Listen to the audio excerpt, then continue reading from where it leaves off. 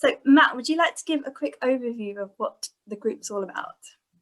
Yes, so at St Richard's we run our therapeutic sunflower groups, and these are specifically for people that are bereaved, that are looking for a safe space, a space to come together, a space to talk about their bereavement, but also a safe space where they can support each other and care for each other.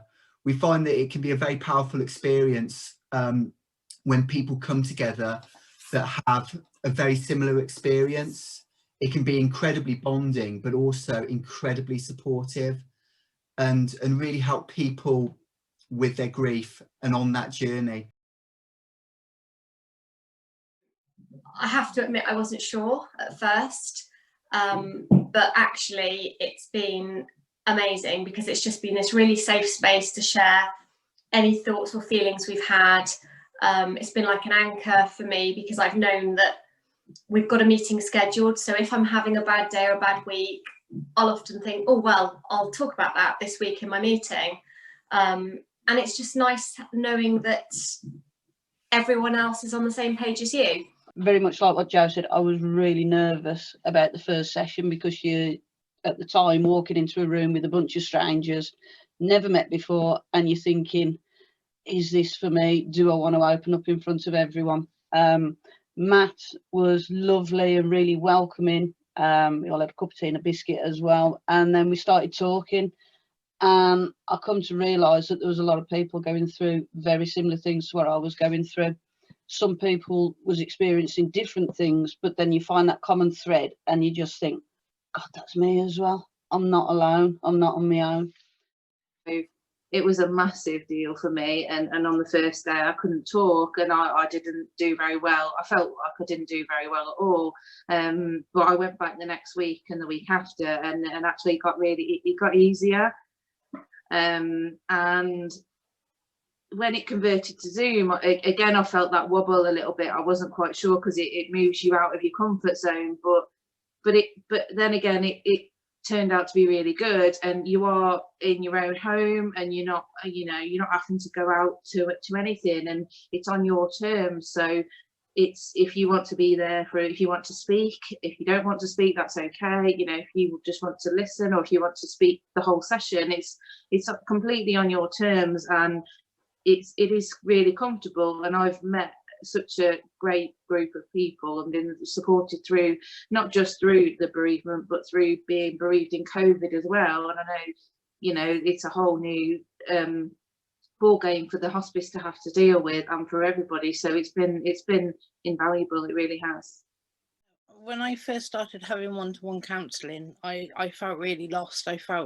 I didn't know what I was doing. I felt like I was going crazy, and the hospice completely helped me see that I was being normal.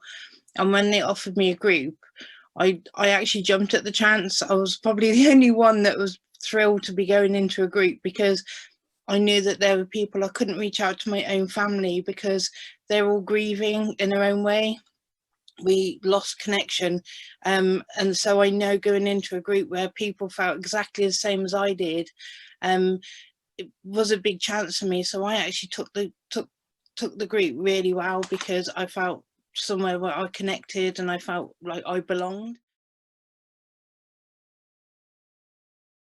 I felt really nervous that I was going to have to stand up and explain my whole story, and it just felt too emotional to tell that essentially to a group of strangers. But what was really nice is that you tell as much or as little as you want. If you just want to sit and listen, you can. And then slowly, as the weeks unfolded, I felt more and more comfortable to start telling a bit of my story, or how I might be feeling. So I went from being really nervous, thinking this isn't for me, to now thinking I don't know where I'd be without the group. So it really has, I think I'm where I am now because of all of these sessions. My stomach was doing flip-flops on the way, and if somebody had said, here's 50p, you don't have to go, I'd have probably took it and then driven home again. I was so nervous, but I made myself go, and I just thought, be brave, walk through the door, what's the worst that can happen? And then Matt, at the end of the first session, says, whatever you do, please come back to the second session, really, that's the one thing that I ask of all of you, is that you come back again. And we all did. And I think that, you know, you sort of walk into a room full of strangers and you write your name down on a little sticky label and put it on. So that room full of strangers, and now we're a room full of friends, which I never imagined would happen, but it is like having a warm blanket on a cold night. It really is lovely to know that there's people out there that I can turn to for support, without judgment, but with friendship as well. It's lovely.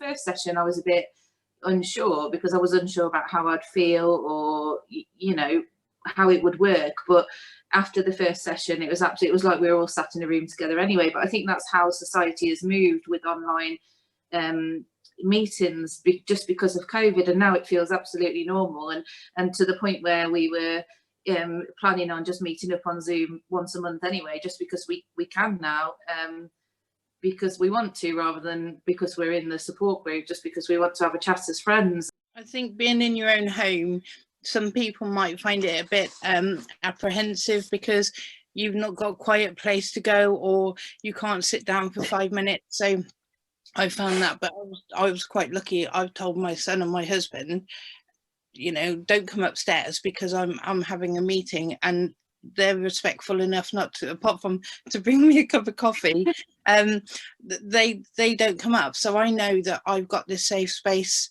to talk freely about how I'm feeling on the Zoom. But initially coming into your own home, some people might find it a bit apprehensive, but I found it really comfortable. If you just explain to the people that you live with, or if you live with somebody, just, you know, ask for a bit of privacy. That's the nicest thing that they can do. I think no matter, having done both, you know, virtual meetings and face-to-face, I think you do need that 5-10 minutes immediately after a meeting, because it is intense and you are bringing up very raw emotions. So I actually don't feel it's any different from a face-to-face or Zoom. You still need that reflective time. But then what's so lovely, and I don't know if the others agree, is that you almost feel on a slight high as well after a meeting, because actually you don't necessarily come away feeling really upset. If anything, you feel uplifted, because you feel like you've had a really good chat with people that really understand you. And I always come away feeling actually really positive.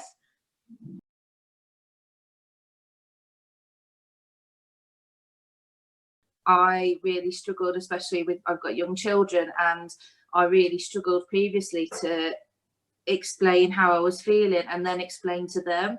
So I just tended to bottle it up and to just go away in another room and to try and protect the children from it by hiding it. And actually that didn't turn out to be the right thing for me to do. And with the support of the Sunflower Group, and also the family support team with my children, we've worked to be able to talk to each other a lot more, and for me to tell them, you know, if I'm just having a bad day or a bad moment, and they understand that now, whereas before they were quite panicked and upset by it, and that then upset me even further, because I didn't feel like I was managing it very well. But this group has encouraged me to be more open about my feelings, and to show them that it's okay to be sad and upset, and that's quite normal. When we've had a session all together, I feel like that medicine, if you like, enables me to get to the next meeting that we've scheduled, because it helps me to put one foot in front of the other and to move on with everyday life. So it's benefited my normal life that I have to keep on living with children and family and work, because I know I've got this group to sound off to or talk about things with. So without that, I don't know how I would have been as strong as I have been in my everyday life. I mean, we all said we've joined this club, if you like, that we didn't want to be part of. We didn't choose to join this club. We've been forced into it, but it's helped us find something positive from it. You know, we all still have really bad days, really bad weeks, but I don't know that we'd have found this positivity if we hadn't have attended these meetings. If you're just suffering at home alone, you know, I don't think that's, this is just so much more valuable. Having experienced it now, I know that I wouldn't have coped with Dad's death as well as what I have done. And I am able to talk about Dad, and I'm able to talk to other people about my feelings, and I'm able to be honest with people. And if I'm having a bad day, I can say I'm having a bad day, and I very often understand why. Sometimes when you've lost someone, you'll wake up and you'll just feel rotten, and you won't know why. But being a part of this group helps you to understand that that's grief. You have bad days and you have better days, and sometimes you have fantastic days, but it's all a part of grieving and of losing someone who was such an important part of your life. I would say just try it. Just give it a go.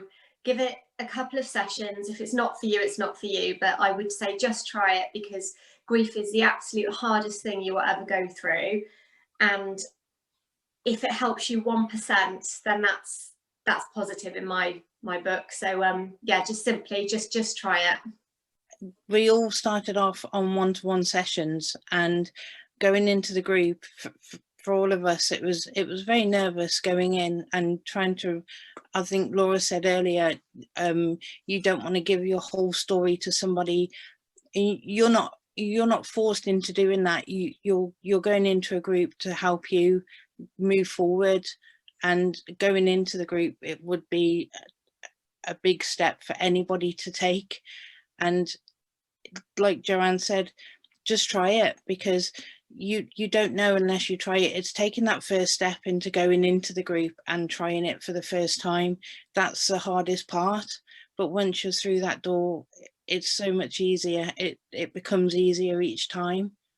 And I'd just say, please give it a go. You don't know what you're going to get out of it unless you turn up to the sessions, and find the strength to turn up, because that will then give you strength to carry on the journey that you've got. Maybe to just not have any expectations of what you're going to get from it, and just not put any pressure on yourself, because none of us knew what we were coming into that day, but we've all gained such a lot from it. And whether it's on Zoom or in the hospice itself, it doesn't really matter. You're still going to gain the same thing from it, well, potentially, but you've just got to try it, and just to be strong enough, as Mandy said, to go for that first and the second session. And that's, after that, it just gets easier. It really gets easier. And if you can do anything to make the journey of grief easier, then personally I would do.